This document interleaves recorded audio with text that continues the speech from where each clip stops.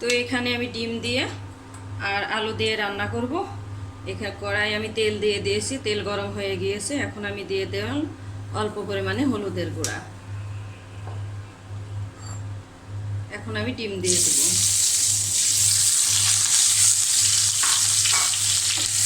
ডিমটা ভালো করে ভেজে নেব। তো এখানে ডিমটা আমি লাল লাল করে ভেজে নিয়েছি, ভাজি করা হয়ে গেছে। আমি এখন উঠিয়ে নিব। আসসালামু আলাইকুম, কেমন আছেন আপনারা? আশা করি ভালো আছেন। আমরাও আলহামদুলিল্লাহ ভালো আছি। তো এই তেলের মধ্যে আমি এখন দিয়ে দেব পেঁয়াজ কুচি। পেঁয়াজটা ভালো করে ভেজে নিয়ে আমি বাকি মশলা দিয়ে দেব। তারপরে তো এখানে পেঁয়াজ ভাজি করা হয়ে গিয়েছে। আমি অল্প পরিমাণ একটু পানি দিয়ে দিলাম। এখন আমি বাকি মশলা দিয়ে দেব।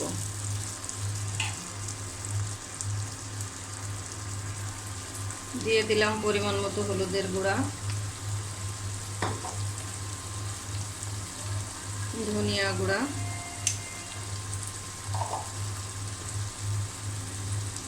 মরিচের গুঁড়া,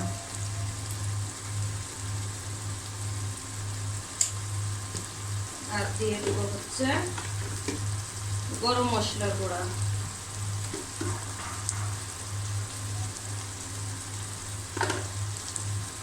স্বাদ মতো লবণ।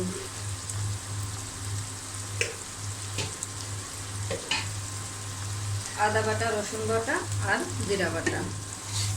এখন আমি মশলাটা ভালো করে কষিয়ে নিব।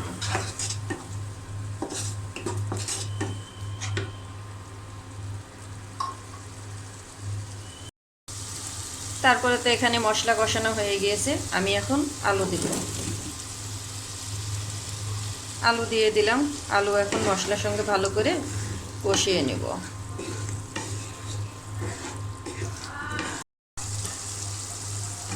তারপরে তো এখানে আলু কষানো হয়ে গিয়েছে। আমি এখন পানি দিয়ে দেব।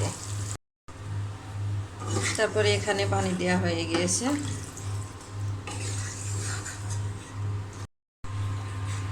তারপরে তো এখানে আমি ডিম দিয়ে দিয়েছি।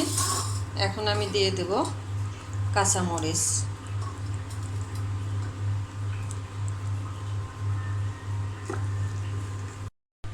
তারপরে তো এই পাশে যে ডিম আর আলুর তরকারিটা হয়ে গিয়েছে, আমি নামিয়ে নিয়েছি। আমি অবশ্য ধনিয়া পাতা কুচিও দিয়ে দিয়েছি। আর এখানে আমি তেল দিয়ে দিলাম। তেল গরম হয়ে গিয়েছে।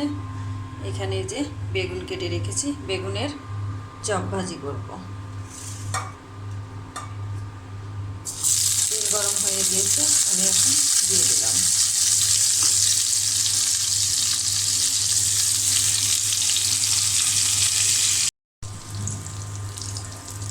তারপরে তো এক পাশ হয়ে গিয়েছে, আমি এখন আরেক পাশ উল্টিয়ে দেব। এখানে কিন্তু আমি শুধু হলুদের গুঁড়া, মরিচের গুঁড়া, স্বাদ মতো লবণ দিয়েছি।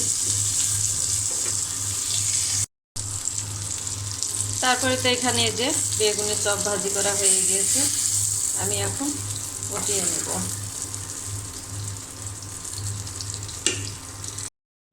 তারপরে তো এই যে এখানে বেগুনের চপ ভাজি করা হয়ে গিয়েছে, আমি উঠিয়ে নিয়েছি। আর এখানে একটু মাছের তরকারি ছিল, সেটাও আমি গরম করে নিয়েছি।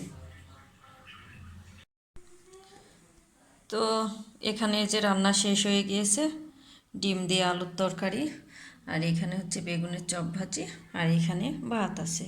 আমরা হচ্ছে এখন দুপুরে খাওয়া দাওয়া করব। আর এখানে একটু মাছের তরকারি। তো ভিডিওটি আমি আজকে এখানেই শেষ করব। যদি ভালো লাগে চ্যানেলটি সাবস্ক্রাইব করে দিবেন, একটি লাইক দিবেন, আর সুন্দর সুন্দর কমেন্টস করবেন।